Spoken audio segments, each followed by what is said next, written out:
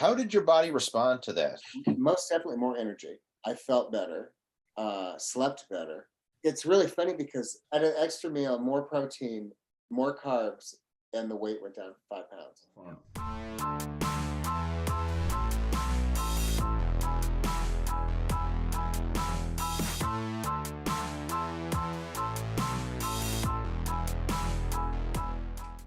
Hey there, how's it going? It is your Muscle After 40 coach, Lee Hayward here. And today I've got the opportunity to chat to one of my coaching students, Mike Brown. And Mike is not only a Muscle After 40 success story, but he's a Muscle After 50 success story. And the reason I wanted to have this conversation with Mike is to show that it is possible to build muscle and make progress into your 40s, 50s, and beyond. And he is certainly a prime example of that. So welcome to our Zoom call conversation, Mike. How are things going over in your neck of the woods? Things are going really well. I'm really happy with my progress, and it's been a lot of fun. Let's do a little background of like who you are, where you're from, and what kind of brought you to where we are right now. Well, I was an Army brat. I was actually born in France. Spent most of my childhood in Iowa. Now I'm in Atlanta. I've been down here for 36 years, going on 37 years. So you're retired now. Yes, I retired 2 years ago, December 31st. Well, I've had three different careers. I started out for 16 years. I was an elementary school teacher, and part of that was full-time teaching and part of it was part-time teaching. When I was part-time teaching, then I was also working retail full-time. And then when I was 36, I decided to go to law school and started my legal career at age 40. That was a big life change at a relatively, by most people's standards, a later time in life. We were called non-traditional students, which is the nice way of saying old. And then I ended my legal career. I was a federal prosecutor for 13 and a half years. I mean, that takes a lot of courage to start a new career at 40. Yeah, it was a lot of fun. It was just, I had to do jury duty, and the prosecutor would ask questions, and I thought, well, God, if that was me, I would ask this question, and he would ask that question. And that happened over and over and over. And I thought, I could try this law school thing. Studied for the law school admittance test, took that in December, and by February, I had been accepted into law school. A very quick decision for me. During this time, like, how was your health and fitness? Because I mean, that's obviously the reason why we're talking today, to discuss your fitness transformation. But like, what was your background with regards to athletics or fitness and things like that? Okay, I grew up the chubby fat kid, completely unathletic and uncoordinated, and I still am. I have a video of me falling over my weightlifting belt a couple of weeks ago. It was pretty funny. I had no coordination, and then when I was 29, I got sick. And over about a 5-week period, I lost almost 40 pounds. And come to find out, I had hepatitis, and it took me about 6 months to get over it. And during that time, when I had lost all that weight, I got the bright idea of starting to work out. So I went to the gym. I bought every bodybuilding book that was out there. If there was somebody who published a book, I probably owned it at one point. And I could read the book and I could imitate, I could follow the directions on the exercises. But if they put 20 bicep exercises into a book, I would do 20 biceps exercises. I would not pick and choose. I didn't know what to do. So of course I probably overworked and things like that. When I decided to go to law school in 1998, I had to give up something because I was just too busy with everything. And I told my wife that, well, I'm going to stop exercising. And if I gain the weight, I've lost it once before, I can lose it again. When you turn 40, that becomes more difficult, which you don't realize. So by 2013, I had put on 70 pounds. I was 220 pounds the last time I weighed myself. And my daughter was getting married, and I decided I did not want to walk her down the aisle looking like that. So I started on Weight Watchers, and I did Weight Watchers for about a year. Lost right about 70 pounds. I was down, 50 pounds. I was down to about 170 pounds at that point. Awesome. Okay. Yeah. And, I like the clothes fit fine. I was on smaller size clothes, not as small as I had been, but I was okay.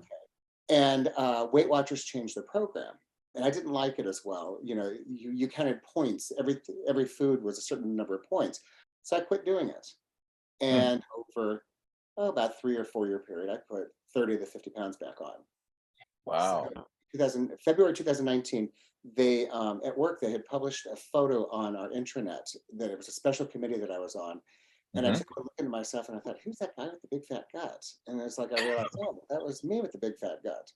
I decided I needed to do something again. So in August, I think it was August of 2019, I started on Zoom. Noom. Um, No, right. Yeah. Yeah. Noom, whatever. Noom, which I No. really liked. It's psychologically based. It's very similar in a lot of ways to precision nutrition, a lot of Mhm. things. And I really liked it. And I was on that, I guess, about a year.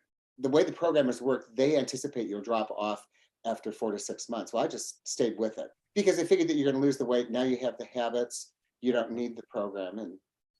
But I got down to about 167 pounds and I plateaued. No matter what I did, I wasn't losing any weight. I was doing the elliptical every day, probably for 5 years, 30 to 90 minutes a day.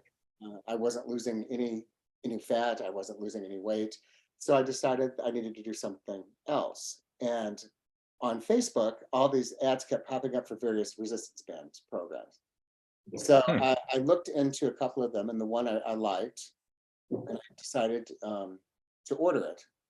And in August, I think it was August 14th of 2020, was my first workout with that.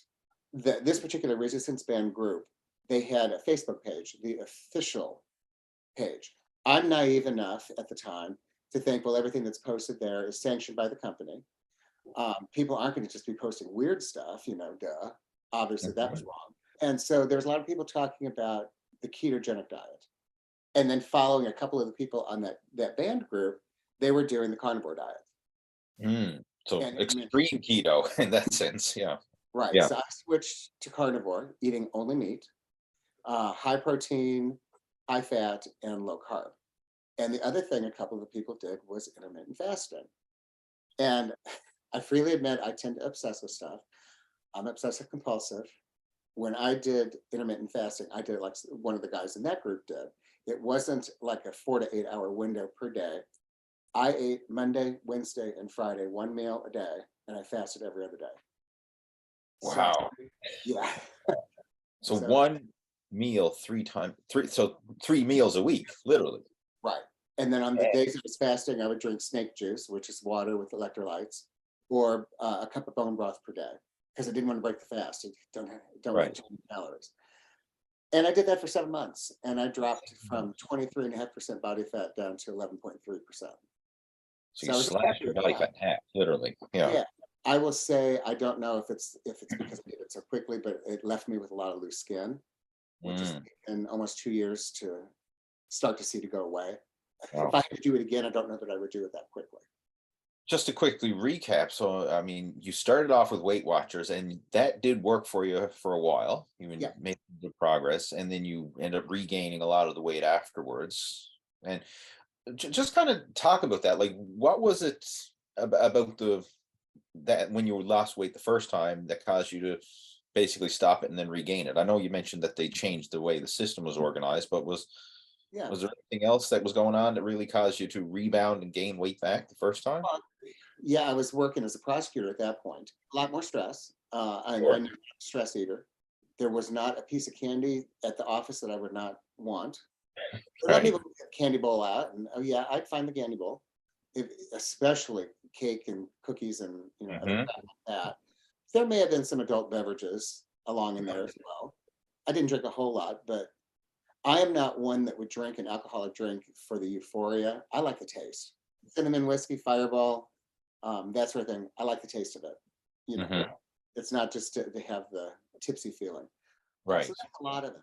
And just not watching what I was doing. I would eat, a lot of times I would take my lunch, but a lot of times I would eat in the cafeteria. And of Hmm. course, in the cafeteria, they had some things that were baked or grilled, but a lot of times it was fried. Or we go out to lunch.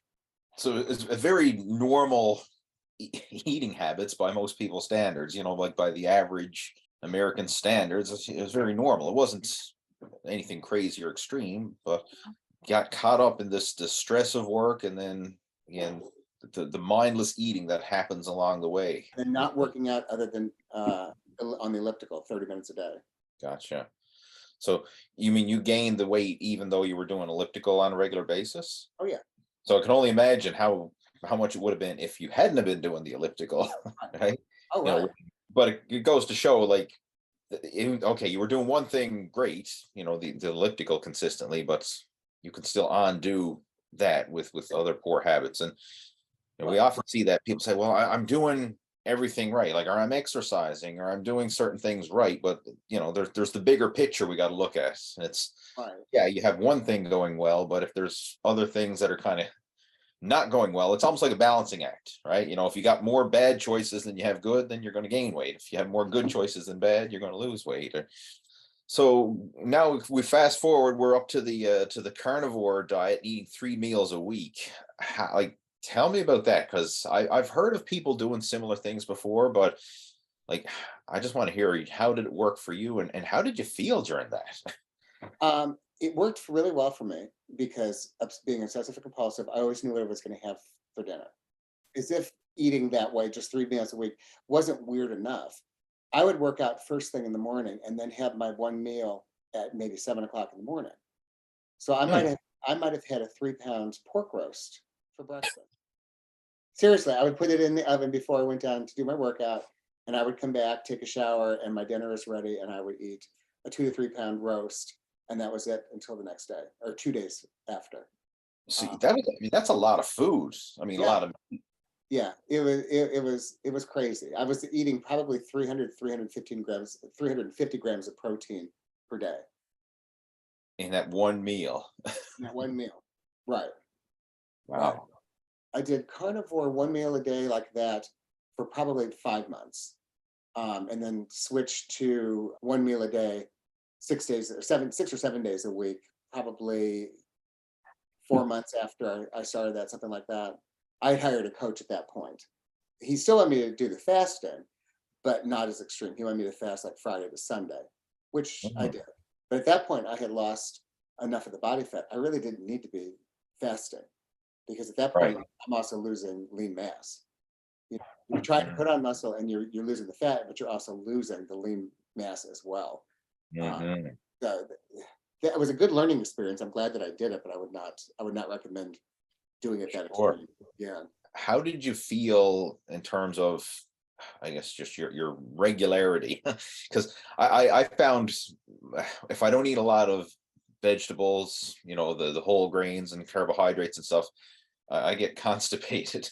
Yeah, definitely. And if you're eating a lot of meat, you can also have the opposite effect too. It can tear up your stomach, which Mm, until you get used to it, that would every now and again, it's just like, wow, really? out of my Yeah. way.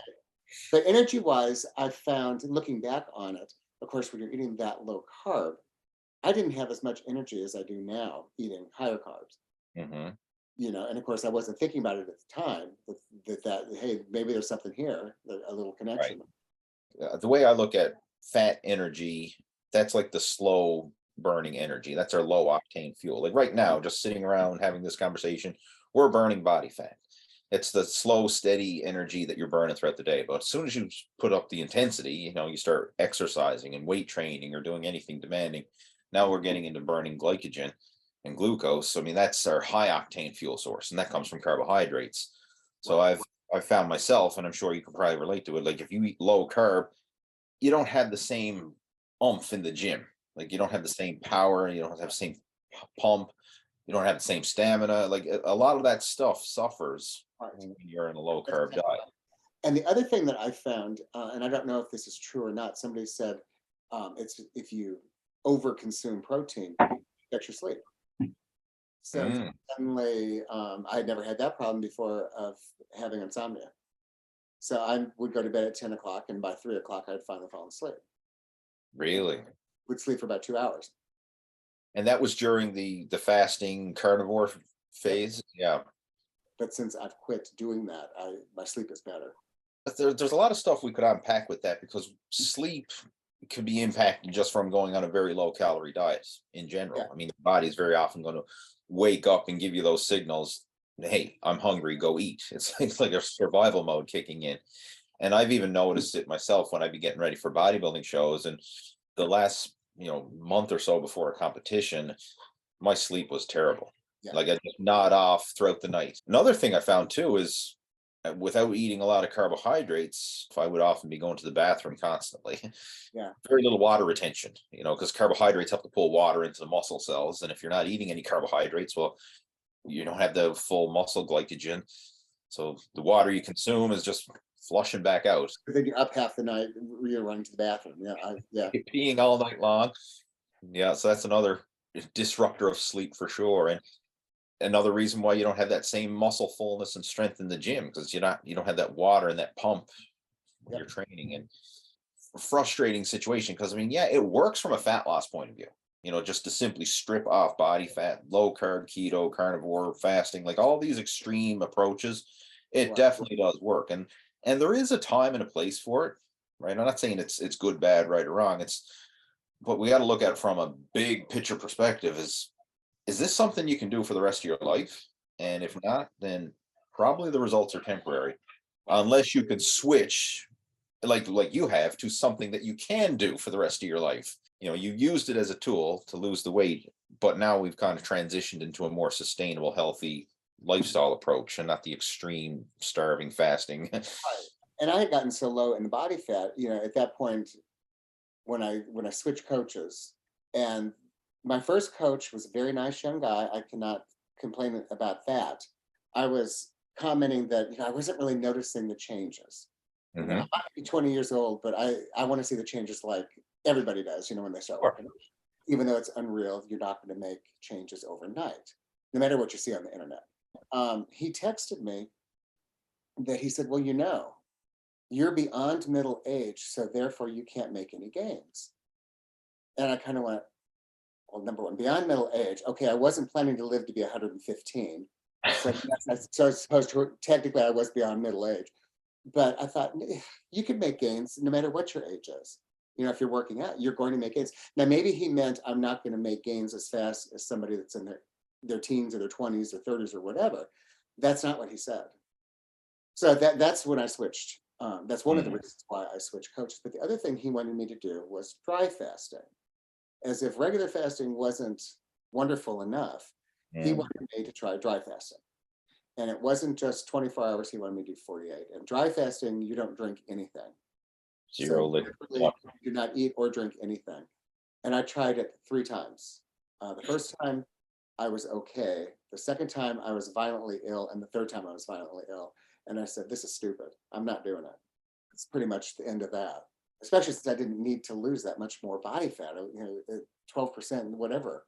Yeah, I have tried a dry fast myself, and I have tried some different prolonged fasting. Like I like to be a bit of a guinea pig, especially when I was younger in my fitness journey. Like I did a prolonged fast. The longest one I ever did was 4 days. The first day is hard, second day is so, but by the third day, like there's zero hunger. It's Right. like you could just keep going at that stage, but I decided to stop after 4 days because I'm like, well, what's the point? But there was zero hunger. It was eating because I should eat. It wasn't like I was famished. And I'm sure when you got into your fasting protocol, you probably didn't have a whole lot of hunger. No, especially after the first few weeks of doing 3 meals a week, it was just normal. It was described as Mike's weird diet, but it was normal for me.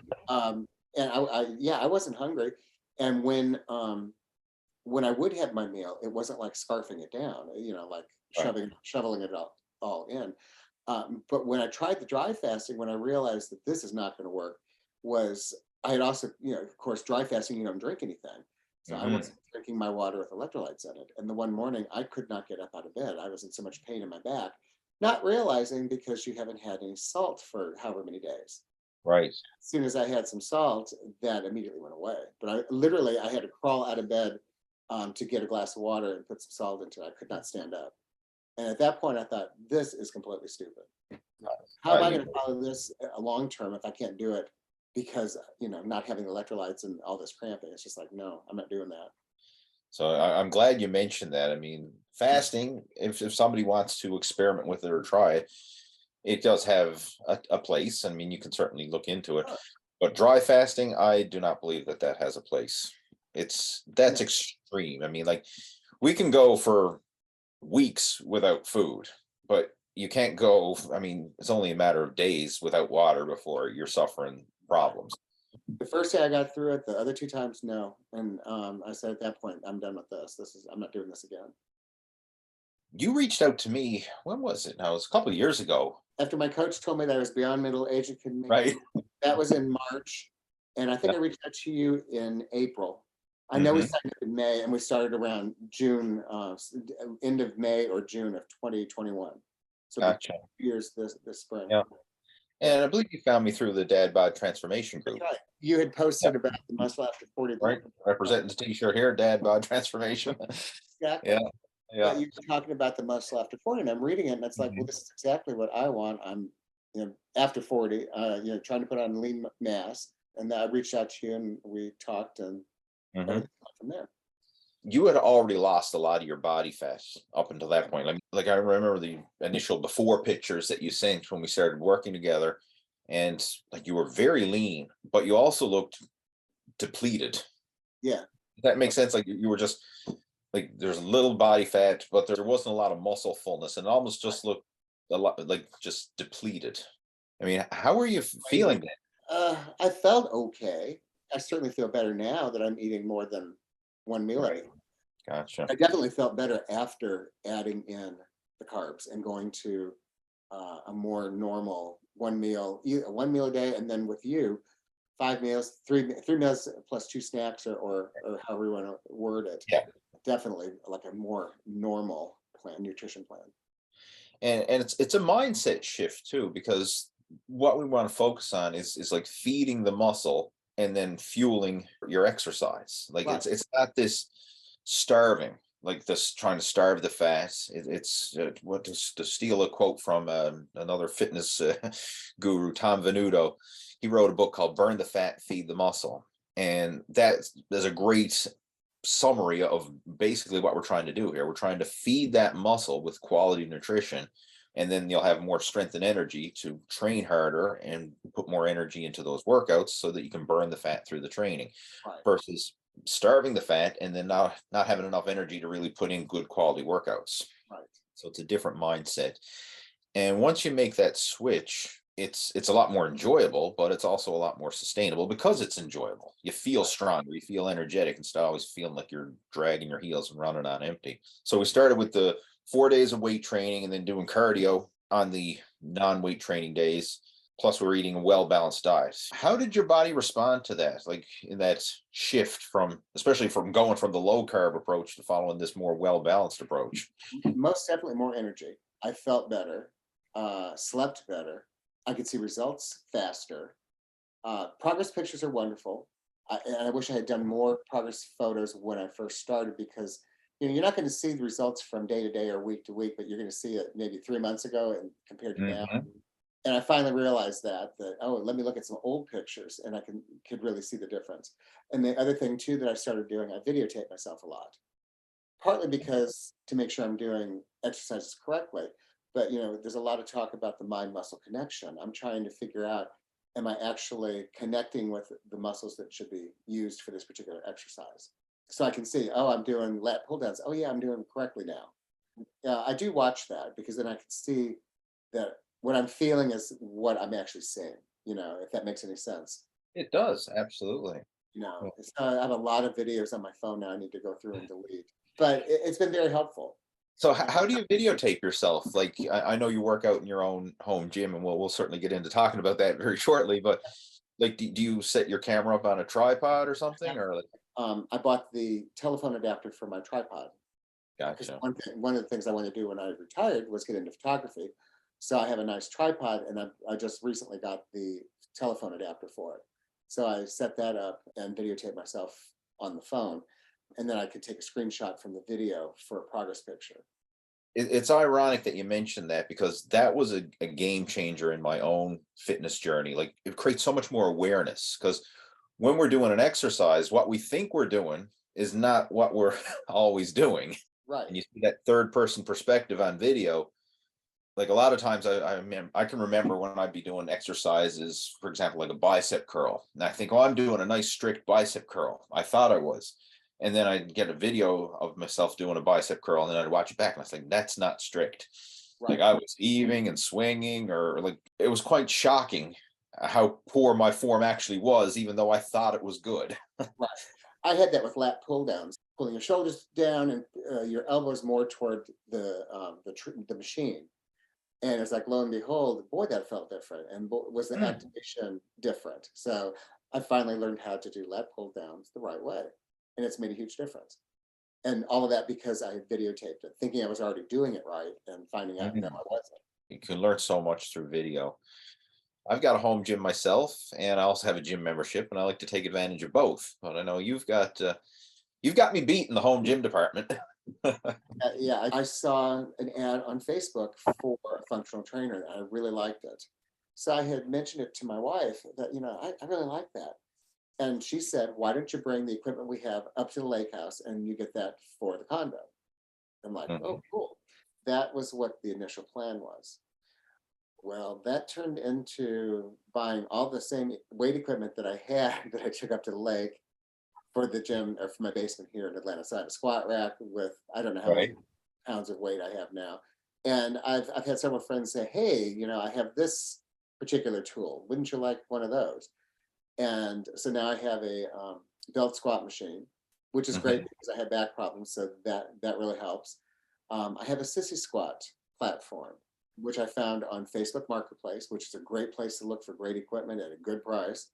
I Oh, got have a vertical leg press, hyper extension chair, mhm. the big functional trainer that has the bench with the preacher curl and the leg attachment. So I can do most everything that I want to do. Just looking at the overall progress you've made and seeing the transformation take place, because you came to me, I mean, you had already lost a significant amount of weight, and then the focus was like, okay, how do we focus on building more lean muscle in the process? Right. And we've really seen your body transform over the past couple of years, where you're filling it out with lean muscle, your strength is increasing, but there's not a huge change in weight. There is some, but the scale can be very deceiving. You need to look at body composition and in your strength and your performance and how you feel as well, not just the number on the scale. So Right. kind of just share some of your progress in terms of like what you've noticed in terms of your strength and fitness over the last year or so. Yeah. Well, it's interesting because, like you said, the scale has not changed. In fact, I'm probably about 4 pounds or 5 pounds lighter than I was 2 years ago. But yeah, definitely the strength has gone up. I was looking, I keep a spreadsheet of my workout. So Hmm. I have what my starting weight was on various exercises 6 months ago. And it's amazing the poundage difference on some of them. Like well, the other day someone was using dumbbells, so I had to move up 2.5 pounds from where I normally would start, Hmm. and I could do it. It was fine. So I showed myself that maybe I need to up the intensity just a little bit because I could do more carefully, but I could still do it and maintain proper form. I would rather go with a higher volume of reps and a lower weight and do it correctly than just try to throw something around. But my weights are still going up. I was pretty excited about, on bench press and incline press to try just a little bit more, one day, and it's like, yeah, I can do that. So that's been a nice surprise that I am able to continue to progress. I like that how you're trying to make the small, frequent jumps in weight and not the big jumps.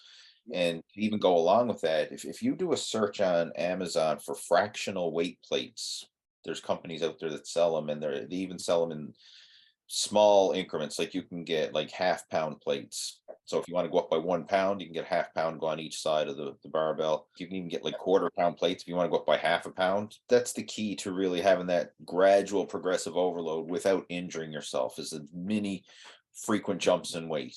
Like, hey, if you did 100 pounds today, don't go trying to do like 110 or 120 or more the next day. Let's try 105 at most, but ideally, even if you can do 101, like Right. literally, if you could do a 1 pound jump, do that comfortably and confidently, and then just these little jumps in weight, little jumps in weight. And it sounds so small. A lot of people almost get impatient, thinking, oh, that'll take forever. But like, just think if you'd made those small, frequent jumps in weight consistently over the course of, say, a year, you added a pound a week for a year. Well, that's 50 pounds over the course of the year. I mean, most likely you wouldn't be able to do that unless it's a really big exercise anyway. Right. But that just goes to show, like, that's huge progress. I mean, if you could add 50 pounds to your squat or 50 pounds to your bench press or Well, and the other thing I do is not just add 2.5 pounds or 5 pounds or 10 pounds or whatever. I also reduce the amount of rest time between sets. I started at a minute between, and I time it. I have a timer, and I'm down to 45 seconds. And at the gym, I use my phone, and they look at me. In fact, they've even said, "Oh, wow, you time your rest period." The other day, I did 5 complete sets on the machine, and this kid sat there and did one set that entire time, and the rest of the time he's sitting there resting. Maybe I can't lift the heaviest weight. I'm probably not lifting the same weight that he was, but I got all 5 of my sets done with a decent 45-second rest period. So it's not just increasing the weight, but it's also reducing the rest time between and monitoring that. Yeah, I time it. I have a stopwatch, I have a timer, and I use my phone. The nerd at the gym, I don't care. No, it's good that you're monitoring all these things because that's another variable that comes into play big time. And certain programs, especially like one of the old programs that I had was the Blast Your Bench program, which was a bench press specialization guide. And that was one of the variables that we manipulated in that one. And you will notice if you rest longer, you will feel stronger. So like if let's just say you're currently resting 45 seconds. If you say for your next workout, you did 2-minute rest periods, chances are you'd be able to lift heavier and get more repetitions after 2 full minutes of rest versus the 45 seconds. Right. But again, you got to look at it from the bigger picture. Like, what is it you're trying to achieve at this stage of the game? Are you trying to hit a new 1 rep max or improve your strength? Or are you trying to train for overall strength and conditioning and be as efficient as possible? This where I'm at now, I'm kind of like yourself. I err on the shorter rest periods because I'm not interested in trying to see how heavy I can lift. It's more like the overall quality and also getting like a cardiovascular component to the exercise as well, where you're constantly keeping your heart rate elevated and you're burning more calories in that unit of time, getting more work volume done. Yep. It's not right, wrong, good or bad. It's like, what is it we're training for? Sometimes you'll see power lifters, they'll do sometimes 5-minute rests between sets, especially if they're going for a max effort, heavy deadlift or heavy squat or something like that. 5 minutes rest to mentally and physically prepare for that lift. But when you're doing regular bodybuilding work in the gym, you can keep it to a minute or even less sometimes. Well, and definitely on squats, tomorrow's leg day for me. I already know that it's not just 45 seconds between, longer than that. And the exercise plays a big role. Absolutely. I mean, you get away with a minute or less for smaller isolation exercises, but those big compound lifts, yeah, you probably want a couple minutes, right? You want muscular fatigue, not just be gasping for air fatigue. With your workouts, kind of take us through, like, what does a typical day look like or a typical week look like now as far as training for you? Okay, so in October, I got the bright idea, let's try 2-a-day workouts, which I've really liked. I've got to admit, and I have the time to do it since I'm retired. Hmm. But like I said, I was always very good at adding exercises to my program. I was never good at deleting them or taking them away. So I had the program that we had come up with, and let's try this exercise, and we'll add a few more here. And it wasn't long before my workouts were taking 3 to 4 hours. Wow. Yeah. And my wife was like, "God, are you ever going to finish?" It's like, "I'm almost done, whatever." So in October, I split it out, and I do a 4-day cycle, 2-a-days on 3 of the 4 days. So one day, and today was my shoulder day. Shoulder day, I only work out in the morning and then rest in the afternoon. But other than that, I do 2 workouts every other day. So day 1 is chest in the morning and triceps in the afternoon. Day 2 is back in the morning, biceps in the afternoon. Day 3 is shoulders and then rest in the afternoon. And day 4 is legs, quads in the morning and hamstrings and calves in the afternoon. Gotcha. Okay. And it repeats. I've been doing it since October. I have taken a couple of days off for travel. And then I was sick when I came back from Christmas. I had a cold, so I didn't work out as hard. I typically don't miss. Even on travel days, I try to find a gym wherever I am, if I can, just to keep moving. That's my typical week. And it rotates. So you're basically doing every body part 3 times within a 2-week period. The workouts are much shorter. So instead of like a 4-hour workout, it may be 90 minutes in the morning and half an hour to 45 minutes in the afternoon. And that's something that you've progressed up to. I mean, that's not what Yeah. we started with, obviously. No, not at And, all. but that's good that you've made it your own. And the way I visualize the coaching program, it's like we're the Google Maps with guardrails, Right, and we're going to get you to your destination. But it's up to you to drive and get there. But we're going to help you along the way, right. and it's working for you, Yeah, right? That's the key thing is we always got to go back to like, hey, how's your body responding? What's going well? What's not going well? And if it's working, we can keep pushing that barrier, if you will, till you find your threshold of, okay, what's too much, what's not working. being able to modify it, not just doing squats. So I have problems with my lower back, and I have Hmm. flexibility in my shoulders. So it's really difficult for me to have a straight bar up at my shoulders. So I bought a safety squat bar. It has the Hmm. handles. I can do back squats with the safety squat bar. Then Jeff Samantero had gotten the belt squat machine. I thought, ooh, I like that. So I immediately ordered one and found out, yeah, I could do heavier squats with the belt squat than I can with it up on my shoulders because of it's a lot less stress on Hmm. back. The same with hex bar. So it's for doing deadlifts. I went to a hex bar rather than a straight bar. But just modifying things that way Yeah, has been awesome. I can still do those movements because a lot of those are really important compound movements. absolutely. Yeah. But it just doesn't having the bar on the shoulders doesn't work for me until I get some better flexibility. But I don't know if that'll ever happen. My back, I finally started going to the chiropractor, and we found out that I have arthritis in my back, which I did not know. We'll work around that.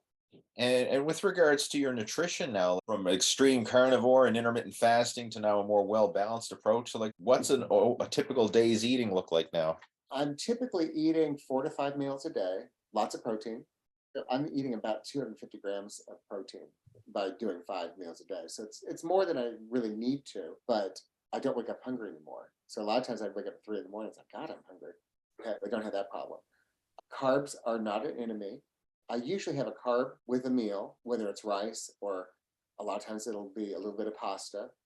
And we're talking half a cup dry, which is a 1 cup cooked pasta. Mhm. I eat a lot of chicken.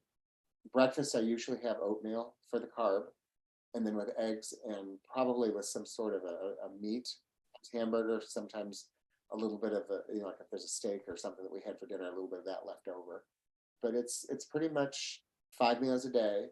So breakfast, and then I work out, and then I'll have lunch immediately after, and then something mid-afternoon, dinner, and then usually something in the evening.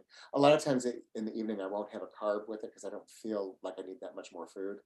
Like how you're getting protein throughout the day. That's been a game changer because now we're increasing that protein synthesis because the Right. body's always in a state of protein turnover. Like it's constantly breaking it down and rebuilding. And if you don't provide that dietary source of protein, your body's going to resort to your own muscle tissue. Where do we store protein in our body? Well, our muscles is our reserve protein. So when you go on these prolonged fasts and your body needs amino acids, well, where is it getting them from? It's breaking down your own lean muscle tissue to get the amino acids it needs. Whereas if you're eating protein throughout the day, this is providing an abundance of amino acids in your system and it's controlling your appetite. I mean, that's preventing you from eating other foods that would not be as conducive to fitness, helps to satiate the appetite. It's really funny because I added the fifth meal. It was right at Christmas.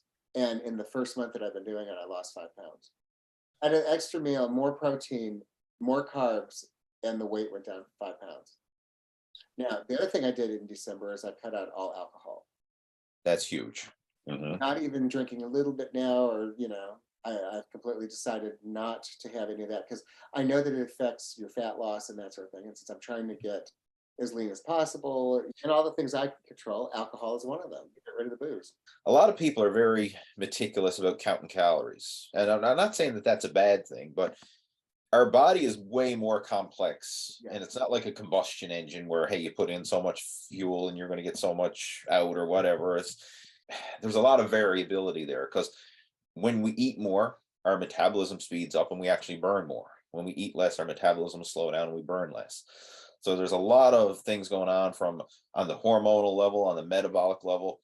So you eating more food, especially more quality food like protein, is very thermogenic. It takes a lot of energy to digest and break down protein, more so than it does to break down and digest processed foods. If you ate 500 calories of candy it would take a lot less energy than to break down 500 calories from steak or chicken. So the fact that you're eating more protein, there's more thermogenic benefits going on. And of course, the calories are less likely to get converted to body fat. So there's a lot of things happening, but it's ironic. You're eating more and burning more. Right. I mean, you don't expect that when you Oh, first. I certainly did when I first eat started. more and burn more. Yeah, and then we've also seen a positive in terms of your body composition, because I know, like in the recent progress pictures you've been showing, and even some of the clips from your workouts. I mean, the muscularity that you've gotten and the level of definition is just constantly. It's like every time you post new pictures, I'm seeing like, wow, okay, there's more muscle fullness, there's more definition. You can see the progress happening now in real time, and it's exciting. One of the things we should mention as well, Mike, I mean, part of your whole fitness program, I mean, we're focusing on the training, the nutrition, and lifestyle approach, but you're focusing on hormone replacement therapy as well. So do you want to just talk a bit about that? Yeah, I went in for testing about 2 years ago, last Thanksgiving. And it turns out I probably have been low testosterone since I worked out in my 30s because, of course, I was never gaining any mass. I had a hard time gaining weight. And that's what one thing the doctor said is looking backwards, I may have been low T for several years. So I wasn't sure if I wanted to do it because, once you start, it's hard to get away from it. But when I saw my first blood panel, I was in the 200s for my testosterone, which is, That's low. yeah, normal is like 300 to 700, I think, somewhere in there. And I was in the 200s. So I decided to go for it. And every 2 to 3 months now, and have a blood panel done, checking what the testosterone level is, but they're also checking to see your cholesterol level and Hmm. your various other things that they test. It was Yeah, interesting when I was on the carnivore diet, from the time that I went in for my first blood panel to my second blood panel, my cholesterol had jumped 153%. holy smokes. Yeah, the doctor about fell off the chair, and when I explained it to him, he was almost okay with it. He understood why. But then when I stopped carnivore and went to a normal balanced meal, my cholesterol immediately went back down to where it was. So That's good. yeah, everything's fine now, but I do have to go in for blood work every 3 months, and they just check it. My testosterone in December I was at 700, and they're trying to get it down to 600. So we've cut back a little bit more on dosage. A lot of people think that you get jacked by just taking the testosterone. They don't Mm. realize that there's a lot of work, and just beside the workout, just the actual maintenance program of that. But then again, you also have to do the workout. You don't just take the shot and suddenly ultra lean and it doesn't work that way. I mean, because if it did, everybody would be taking testosterone. And it's a lot of work and it's a lot of money. But I appreciate you for sharing that. I mean, it really puts the real world perspective into it, because a lot of people look at, oh, like hormone replacement therapy or TRT. I mean, like that's the magic bullet. No, if I get on that, then all my woes are solved. But no, I mean, it's one piece of the puzzle. you might solve one problem, but suddenly you have another problem, and that's fine. That's why I do it through a doctor. And I don't care if people know about it. There's a lot of people that don't want to talk about TRT. Mhm. I'm almost 60 years old. I know that my testosterone level is going to go down, and apparently mine's been down since I was in my 30s. Right. I mean, of course, diet and exercise and things like that, it may improve a little bit, but if you're suboptimal levels like in the 200s, you're not going to get into the normal range, as you're approaching your 60s and beyond. I mean, it's just going to continue to decline. I've Yeah. had people say, "Oh, don't you care that you're not natty?" Don't care. I'm in a normal range where you are. I'm not doing something that is taking outrageous amounts. Like I said, we've cut it down twice because the numbers were too high, and I'm fine with that. I can appreciate where you're coming from. Like a lot of people have that, natural versus a not natural, but we really got to look at the bigger picture here. Like, what is natural? Is it natural to go into the supplement store and be able to buy concentrated sources of vitamins that are impossible to get naturally through food? More creatine in a teaspoon than you would get in 10 pounds of steak. Like, what's natural? It's such a blurred line. Now I know a lot of people consider what's natural, okay, what's legal and what's illegal. And then Right, if you're doing it through doctor supervision, well, then it's legal. right. So the line is even blurred further. I'm not embarrassed to admit I'm on testosterone. So what? Right. I'm 59 going on 60. Yeah. Some things work, some things don't. It's not going to get better on its own. But the thing most people need to realize is it's not just the hormones that are going to make the difference. And it's amazing that the number of people who've reached out to me said, okay, I've been taking hormone replacement therapy for the last year. I'm still overweight and out of shape. Okay, what do I need to do besides that? They're thinking as if the hormones are going to solve their fitness and weight loss issues and all that. Like, it can help if that is a limiting factor for sure. But even if you have optimal hormones, if you don't have the diet and the lifestyle and all the other pieces of the puzzle in place, then it's not going to be complete. I mean, think of someone who's in their early 20s. Naturally their hormones are at their peak in terms Right. of the highest their testosterone is going to be, the highest their growth hormone is going to be, like all that stuff in your early 20s. It's at its natural genetic peak. But we still see a lot of people in their early 20s who are overweight and out of shape, Right. right? Right. More than ever. I mean, especially in today's society, we see obesity rates are at a sky high, and it's very common even to see teenagers and people in their 20s who are not the picture of health and fitness. And it's not because of low hormone levels, because I mean their hormones are as high as they're going to be at that stage. It's the other variables. So Right.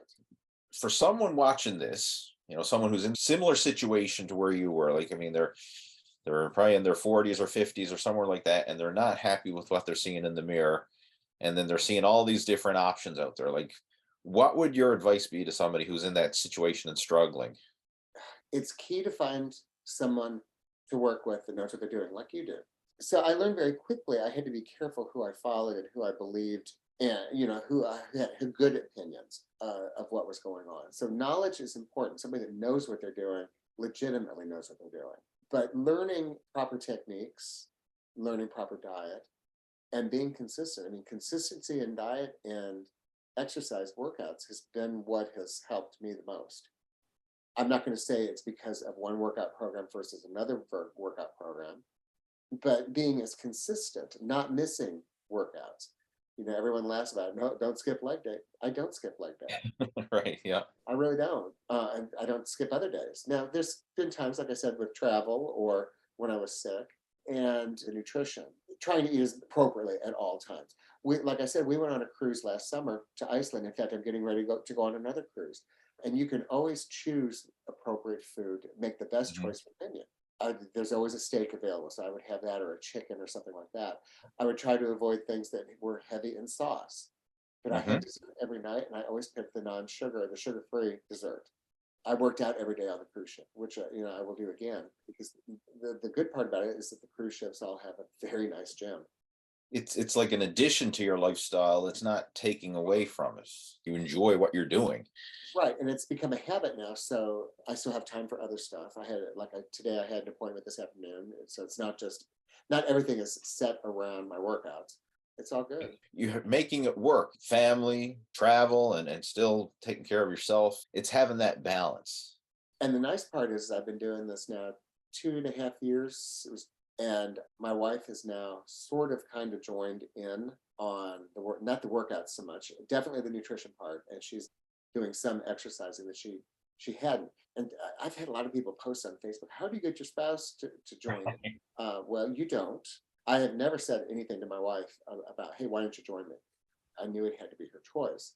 But I think she has seen my progress, and we're eating the same things now. We're not cooking two Mhm. separate dinners, one for Mike and one for her. It's working out. You're leading by example, and she's kind of like following at her own pace, but it's not Yeah. being forced into it. My daughter-in-law and son-in-law have joined the gym now too, which is nice. Wow. So Yeah. you're impacting the family, from your Yeah. kids and your Yes. wife. But here again, I've never said a word to anybody that, hey, you need to go to Right. the gym. And I'm not going to do that. I don't want someone to set themselves up for failure because they're not happy being there. I've learned that the hard way, because in the early days of me being a fitness coach, I was always trying to be everybody's hero. If you're preaching fitness to people who don't want to hear fitness, then you're just a pain in the ass. I saw somebody post on Facebook. Would it be proper for me to tell my wife she needs to get to the gym? What do you think? And my response was, "Do you want to stay married?" I'm like, you know, how do you think that's going to go over? I'm not here to try and force you to do something you don't want to do. I can't do it. Nobody can. I can help you do what you already want to do, but it has to be your decision. And that applies with the family as well. So I'm glad you shared that. The other thing that I think is important that I did not realize at the beginning is ignore social media. People post, and of course I'm posting pictures too, so this is, don't pay attention to me either kind of statement. But just because I have particular results does not mean that you're going to get the same results, or you may get different results. And that still is very hard for me. I will see somebody that is my age or so, and then they'll post pictures. It's like, well, why am I not getting those results like that? And I think, well, this is stupid. Why am I paying attention to that person? That's not me. Right. And trying to ignore and not be influenced by that. Your presentation, I think, is awesome, where you show your before and after picture, that they're really reversed. Right. I'll put that up on the screen. Yeah, The yeah. the true before and after. Well, a lot of people do that. They post pictures that they look like 5 years ago, and they don't Mm, look that way now. yeah. And it's like yours. It's actually the opposite. Hmm. So Sure. I've had to. It didn't take me long to figure that out on some of these fitness groups, to be Yeah. a little bit more mindful. Or Photoshop, that's a wonderful tool. You'll get fitness models and bodybuilders who are in their absolute best shape, and then they'll get the perfect lighting, and then they'll Right, manipulate the photos, and then of course there's all kinds of Photoshop and things like that. So even the models themselves don't look as good as they do in their pictures. right. You got to factor this in. It's an illusion. It really is. So I mean, look back at all this. I mean, it's been an amazing journey that you've been on, and just to see the transformation. Is there any regrets? Like, would you ever want to go back to being the old Mike? It's funny. I've talked about this before with other people. I wish I had started earlier, but why should I look in the rearview mirror? There's nothing I could do about not working out 20 years ago. Mm, It is what it is. right. Definitely, I'm not going back though. Yeah, I wish I had started out working out earlier. Okay, but I can't do anything about that now. But I can certainly push myself going forward. And I'm Nice. happy where I am now, and curious how far I can push it. It's been a lot of fun. It's definitely a good learning experience. I mean, I've learned so much in the past 2 years. And it's nice to always learn something new. And I think it's important to remember that I'm 59 going on 60. If I can do it, other people can too. It's just Mhm. the mindset of you're going to do it and you're going to consistently do it. Other than that, I mean, I'm nothing special. You know, Thanks for sharing that. I mean, it's not like you are some genetically gifted Right. athlete. Like we see some people like, oh well, it's easy for them because Right. because they have this edge or this advantage. Say, oh, it's all genetics and this and that. Whereas, like when Right. we look at your before pictures, I mean, no, we're not saying like, hey, this guy was huge, this guy was ripped, this guy was no, you're very average, Mike. Like, A non-athlete, uncoordinated. right? But you Plus, made it work. Just the consistency and the the actions you've taken. Once you committed, like you were in. Now it wasn't always perfect. There was setbacks, like if you were traveling or you mentioned you got sick and all this. So it wasn't always up, up, up, up. There was setbacks along the way, but you didn't give up. You kept showing up day after day after day. There's no going back to the old Mike, right? Like this is the new version of you. And again, I'm just looking forward to seeing what the future holds. I mean, one of the things yeah, we're working on now is potentially doing a masters bodybuilding competition. But yeah, I'm looking forward to just taking it to the next level and just seeing how things go for you. I mean, it's been amazing to follow your progress up to this point, and I know the best is yet to come. don't Yep. ever think I can't do something. You can't make gains because you're beyond middle age. Yeah, let me show you. That's my motivation. Yeah, I'm gonna prove you wrong. Well, I hope you enjoyed that Muscle After 40 success story with Mike Brown. I mean, it's inspiring to see just how far he's come in only a few years. I mean, he started working out with weights at age 56, and now at age 59, he's in the best shape of his life. Lean, ripped, muscular, visible abdominal definition. I mean, it's just crazy to see the progress he's made in only a few years. And it goes to show you can build muscle into your 40s, 50s, and beyond if you follow a proven system. So, if you would like some help with getting in shape, you'd like to achieve your own muscle after 40 transformation, then feel free to reach out to me. I'll have my information down in the description below this video, my email, my Facebook. Feel free to reach out to me or friend request me over on Facebook or whatever. And we can have a chat. We can discuss you and your situation, your fitness goals, and the challenges you're going through, and see if we can come up with a realistic action plan that works for you. And if it sounds like a good fit, then I may invite you to come on board with our Muscle After 40 VIP coaching program. And just to let you know, this is a private, invite only group. So I just don't accept anybody into the group. If you're accepted into the group, you will be expected to follow through just like Mike has. You'll actually be expected to go through this process and to become a before and after transformation and to add value to the group. That's what it's all about, right? It's not just about, hey, I'm going to go get a few tips and tactics or strategies or whatever. I mean, heck, we can go online and get that anywhere. This is a support system, a support community of like-minded people who are there to help and encourage one another to succeed. And we have this environment in this community where we do that. So if you want to come on board with the Muscle After 40 coaching program and achieve your very own fitness and fat loss transformation, then feel free to reach out to me and we can have a chat and see if this is a good fit for you. And in the meantime, if you haven't already done so, make sure to give this video a thumbs up. Show Mike some support. He certainly deserves it. He's made an amazing transformation and he's inspiring a lot of people along the way. And leave your comments and feedback down below. And I look forward to chatting to you in the next video. So have yourself a good one. Take care. Over and out.